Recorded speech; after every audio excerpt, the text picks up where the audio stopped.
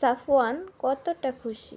সাফওয়ান এত খুশি কেন আর কোথায় গিয়ে এতটা খুশি হয়েছে তা জানতে হলে অবশ্যই কিন্তু সম্পূর্ণ ভিডিওটি দেখতে হবে।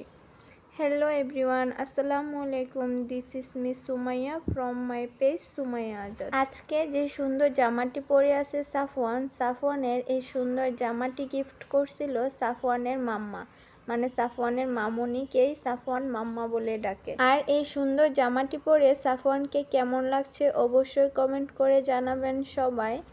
প্রথমে ভাবছিলাম যে গেট রেডি ভিডিও বানাবো, কিন্তু সাফওয়ান এতটাই দুষ্ট যে ঠিক জায়গায় বসতেই যাচ্ছিল না। আর সাফওয়ান রেডি হয়ে চলে গেছিল আমার সাথে। আমার ভার্সিটিতে কিছু কাজ থাকায় ওকেও আমার সাথে নিয়ে গেছিলাম, কেননা বাসায় ওকে দেখার মতো কেউ নেই, ওর বাবা আর আমাকে ছাড়া। আমার কাজ শেষ করে ওকে নিয়ে বেলকনিতে গাছের কাছে যাই কিছু ভিডিও আর পিকচার তুলতে।